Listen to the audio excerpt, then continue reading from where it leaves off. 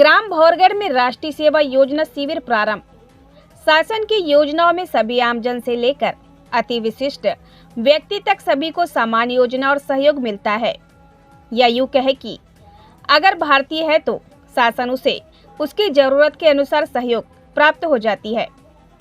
इसी तारतम्य में बताते चले कि स्थानीय शासकीय अवंतीबाई महाविद्यालय खैरलांजी की राष्ट्रीय सेवा योजना शिविर ग्राम भौरगढ़ में आयोजित किया गया है, जिसमें इस इकाई के 40 वॉलंटियर ने भाग लिया है। गौरतलब है कि शिविर के माध्यम से छात्र छात्राओं को देशभक्ति की भावना उत्पन्न करना, वहीं दूसरी ओर उनके भविष्य हेतु विभिन्न योजनाओं से परिचित कराना भी है। शिविर के दूसरे दिन आज डिजिटल शिक्षा और नई शिक्षा नीति पर कार्यशाला का आयोजन किया गया। इस कार्यशाला में बतौर मुख्य अतिथि के रूप में पूर्व जनपद अध्यक्ष राकेश बनोटे थे।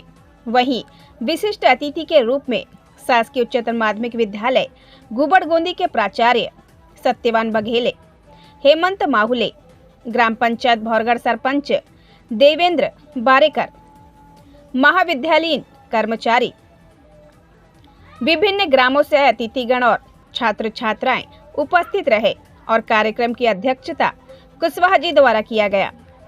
कार्यक्रम का मंच संचालन वीरेंद्र पटले द्वारा किया गया।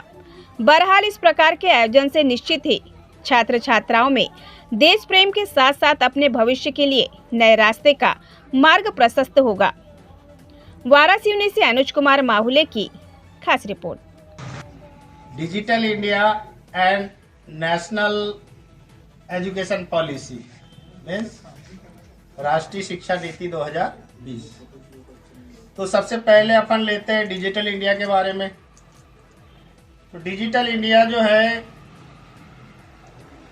हमारी वर्तमान समय की जो सरकार है, मोदी सरकार, इनके द्वारा इसका शुभारंभ किया गया। और इस पर जब हम चिंतन करते हैं तो डिजिटल इंडिया से आम आदमी के कार्य, आम आदमी कार्य को, हमारे जो छात्र छात्राओं के भी कार्य जो है इतने इजी हो गए हैं।